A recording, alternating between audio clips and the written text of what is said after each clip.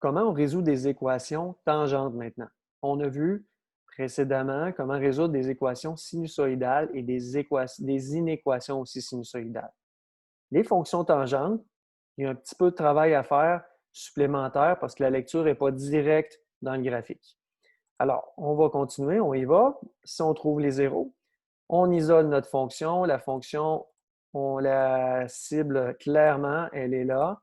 Donc, on fait -1, on divise par -1 ici pour aller isoler la tangente.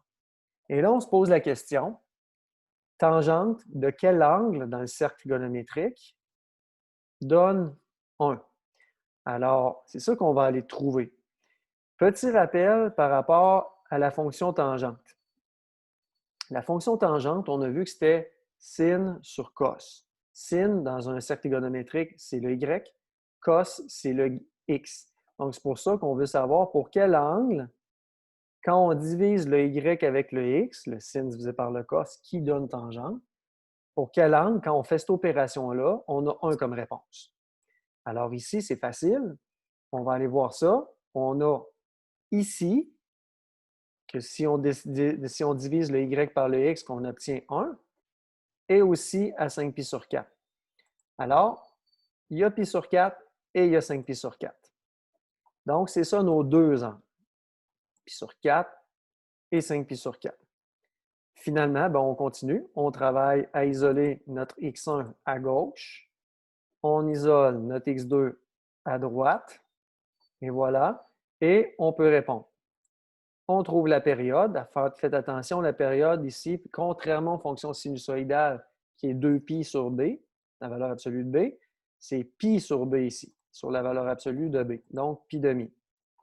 Une fois qu'on a ça, on répond tout simplement x appartient à 3 pi sur 8 plus pi demi n fois où n appartient à z. Est-ce que vous vous demandez comment ça, on n'a pas pris 7 pi sur 8 ici? En fait, c'est inutile. Cette portion-là, avec la fonction tangente, elle ne sert à rien. Parce que, de toute manière, si on prend 3 pi sur 8 et qu'on additionne pi demi, donc une période, je tombe directement sur 7 pi sur 8. Donc, ça donne la réponse directe, ce qui n'est pas le cas avec les fonctions sinus pi cosinus. Donc, 3 pi sur 8 plus une période, si j'ai déjà ça décrit, ça inclut déjà 7 pi sur 8, alors on n'a pas besoin de trouver le x2. Donc, une petite remarque au niveau de la fonction tangente, nos deux réponses, elles se trouvent toujours à 180 degrés de distance. Donc, à la limite, quand on a pi sur 4, on pourrait partir de notre première réponse, additionner pi, et on trouverait 5 pi sur 4, parce que pi ici, c'est notre période.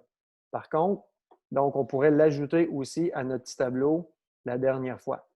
Par contre, comme on vient de voir, la deuxième réponse, elle est toujours inutile, elle est incluse dans la première. Un dernier exemple, trouver les zéros de cette fonction-là. On y va, donc on va aller isoler notre fonction tangente. Je vais faire moins racine de 3 divisé par moins 3, ça donne racine de 3 sur 3. Pour quel angle, dans le cercle trigonométrique, on a un y divisé par un x qui donnerait racine de 3 sur 3? Alors, on va aller trouver ça. Les deux angles, c'est à pi sur 6 radians et à 7 pi sur 6 radians.